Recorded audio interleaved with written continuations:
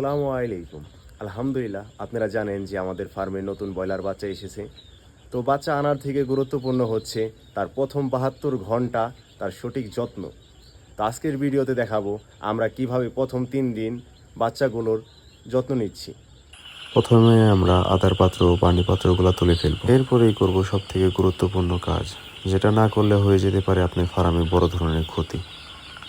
সেটা হচ্ছে পেপার পরিবর্তন।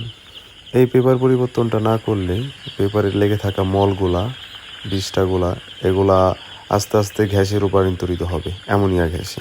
আর এই অ্যামোনিয়া গ্যাসের কারণে আপনার বাচ্চার তলপেটে পানি আসতে পারে। আর এই তলপেটে পানি আসলে এই বাচ্চার গ্রোথ আর আসবে না। তারপরে ঠান্ডা লাগার সম্ভাবনা থাকতে পারে। একবার বোর্ডিং নিউমোনিয়া হয়ে গেলে এই বাচ্চার ঠান্ডা সারানো খুবই কষ্টকর। তাই এগুলা চেক রাখবেন, এগুলোর দিকে খেয়াল রাখবেন যাতে কোনোভাবেই এই পেপারগুলোর ভিতরে অ্যামোনিয়া গ্যাস না হয় বা দুর্গন্ধ সৃষ্টি না হয়। তাই বারবার পেপারগুলো পরিবর্তন করে দেওয়ার চেষ্টা করবেন।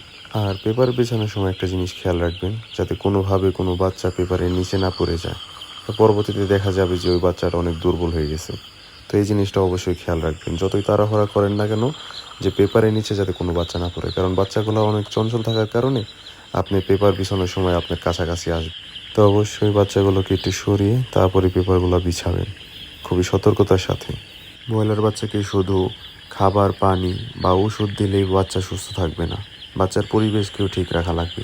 তো অবশ্যই এই পেপারগুলো বারবার পরিবর্তন করে দেওয়ার চেষ্টা করবেন, যাতে করে ফার্মে কোনো দুর্গন্ধ না থাকে, কোনো গ্যাস সৃষ্টি না হয়।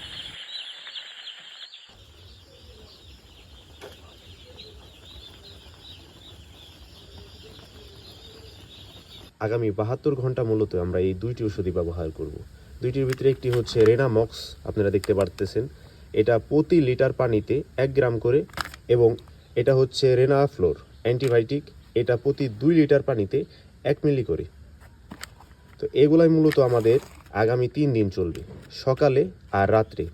আর দুপুরের দিকে আপনারা দেওয়ার চেষ্টা করবেন সম্পূর্ণ সাদা পানি। এরপর একটা মগে পানি নিয়ে ওখানে আমরা রেনামক্স ১২ গ্রাম ও রেনাফ্লোর ৬ মিলি দিয়ে দিব। দিয়ে ভালো মতন হাত দিয়ে গুলিয়ে নিব, যাতে কোনো গোড়া নিচে না লেগে থাকে। সম্পূর্ণ ভালো মতন মিশিয়ে আমরা বালতিতে ঢেলে দিব। বালতির সম্পূর্ণ পানির সাথে ভালো মতন মিশিয়ে একটা একটা করে পাত্র সবগুলো ভরে ফেলব। এরপরে আমরা আদার গোলার ভিতরে পরিমাণ মতন করে আদার দিয়ে দিব। আদারটা বারবার দেওয়ার চেষ্টা করবেন, অল্প অল্প করে, যাতে আদার অপচয় না করে। সবশেষে একটা কথাই বলবো, ফার্ম যদি আপনি পরিষ্কার পরিচ্ছন্ন রাখতে পারেন, দুর্গন্ধমুক্ত রাখতে পারেন, আপনার বাচ্চা এমনিতেই সুস্থ থাকবে আর তাদের গ্রোথও ইনশাআল্লাহ অনেক ভালো আসবে।